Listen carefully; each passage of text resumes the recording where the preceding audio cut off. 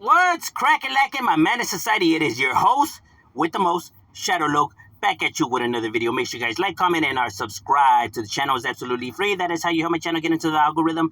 I would highly appreciate if you go ahead and do that.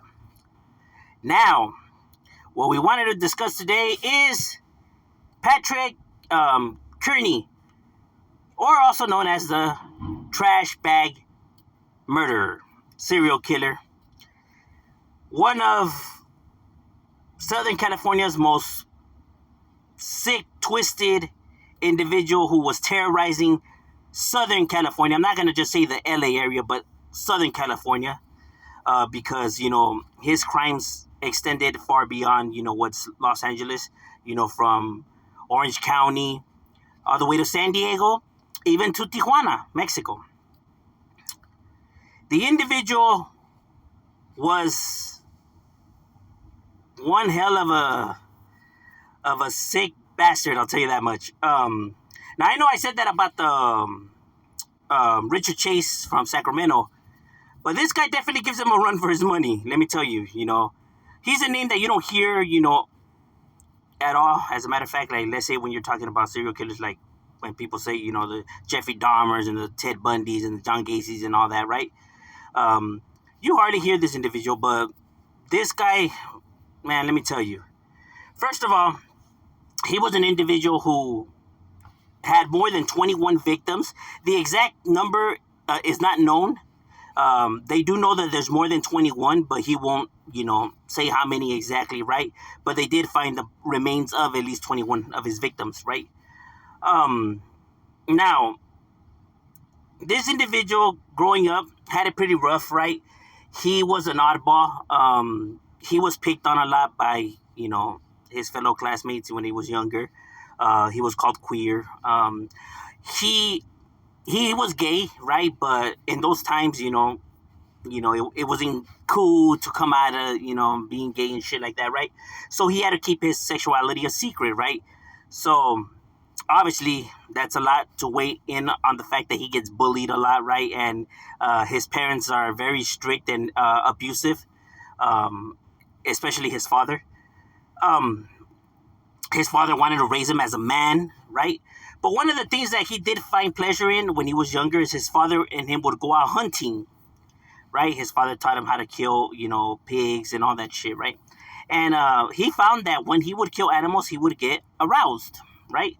So when his father wasn't around, he would start, killing animals and, cutting them open and taking out their intestines and rolling around in the blood and the guts and all of that. He would roll around.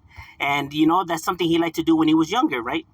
Another thing he liked to do when he was younger was have sex with the animals. So he would have sex with the animals. As crazy as it may seem, we're talking, not just, dogs and cats, but pigs and other shit, right? So the individual was off his marbles, let's just say that. I mean, he wouldn't hear voices like, Richard Chase, but this guy obviously had a few screws, missing. He grew up to be not only a serial killer, but a necrophiliac, someone who has sex with the dead bodies. Now it's important to know that not all necrophiliacs are serial killers, right? Some, just dig up, graves and, sleep with the bodies like that, right? Trust me, if people only knew how much crazy fetishes there is out there, you would be, horrified at mankind, right? At some of the twisted individuals that live amongst us. Anywho, so he was a necrophiliac as well, right? So, and the thing with him is that he wouldn't only just kill, like, men his age. He would kill them, he was a person who would kill them at every opportunity he got, right? So his victims, ranged from 8 years old, 13 to 20s and onwards, right? So he was just, if he seen the opportunity, he was going to take it regardless of the age, right? And not all his victims were homosexuals, right? But a majority of them were, right? It's probably one of the reasons why it took so long to arrest this individual, right? Because, when we're talking about certain crimes, against, like, let's say, what people consider the outcasts of society, right? They tend not to put their, effort into the case, right? Like prostitutes or gay individuals, especially in those times, right? So that's probably why he went so long and why he has so many victims, right? Because he would terrorize from Long Beach to Inglewood to Compton, all the way to San Diego and Orange County. I'm telling you. So he was terrorizing all of Southern California, but obviously his stomping grounds were here in Los Angeles, in the Inglewood, Long Beach, Torrance side of town. You get me? So, like I said, and the thing with this individual is not only would he, kill the individuals, but he would skin them. He would skin them. He would take out their guts and all of that, and roll around in the guts and all of that, and have sex with the dead bodies. Some of the things he liked to do, especially skinning them. He liked to skin them. Now, the reason why he was known as a trash bag killer is because he would put the body parts in trash bags and throw them throughout all of Southern California. They would find bags full of different body parts of individuals. Some they did find the whole entire bodies, and when they would do the autopsy, they found that he would stick stuff in their anus. They would find different objects in there. So he tortured some of these individuals, and stick shit up their butts and all that kind of shit, right? They would find doorknobs and fucking hammers and all kinds of shit.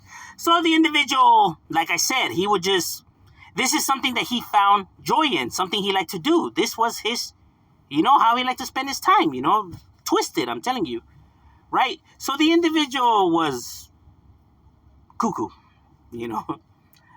so he had more than 21 victims, and in a long period of time, you know what I mean? Now, the only time that he took a break from killing was when he was in a relationship, but as soon as that relationship fell apart, he was back at it again. So obviously, that played a role in his, delusion, right? Obviously, that was fuel to the fire. So there's some insecurity issues, abandonment issues, a lot of rage. But when, these kids, are not properly raised and are not, shown any guidance and are not, and don't have nobody, to how can I say, depend on or lean on for advice, yeah, you brew some crazy individuals. You know what I mean? Now, with so many serial killers, especially here in California, his name stood out because of the amount of victims he had, right? Because that's a lot, more than 21 victims is a lot of victims. And, the nature of the crimes with the whole sleeping with the dead bodies, skinning them, rolling in the blood and guts, and all the weird shit he would do, you know what I mean? So the individual, I mean, if you're interested in, serial killers and overall the mental of these individuals, you could read upon, there's all kinds of documentaries and books that you can read upon. This one definitely blew my mind, just like the Richard Chase. Some of these individuals are true monsters, you know what I mean? When people talk about, people terrorizing their communities, this is terrorizing the communities. Not even gangs, could do what this individual, was doing, here in Southern California, in the LA area. He had people terrified, not even wanting to go out, or let their kids go out, because of the gruesome nature of his acts, right? And like I said, he looked just like a normal individual. He didn't, nothing stood out appearance-wise, right? When people say, like, stay away from those people, they think about, these tattooed, gang member-looking individuals, when these guys look just like your everyday Joes, right? Who are truly the monsters amongst us, right? Gangs kill maybe one other gang member every month or every 2 months or something like that. You get what I mean? But this individual was dropping bodies like it was no thing but a chicken wing, and it's just him by himself,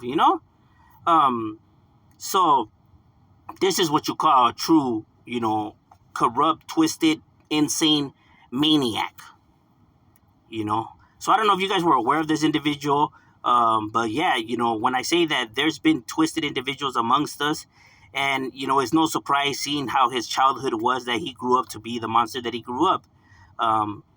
Especially, not only suffering from the abuse and the torment, right? But also, being homosexual and not knowing how to deal with that in itself also played, a huge role in his delusion and, fall into madness.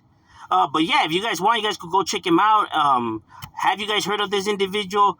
Like I said, he was terrorizing LA, what you call really terrorizing LA, you know? But yeah, that's what's up with Patrick right there. One sick bastard that it's a good thing that, they put his ass away. We out.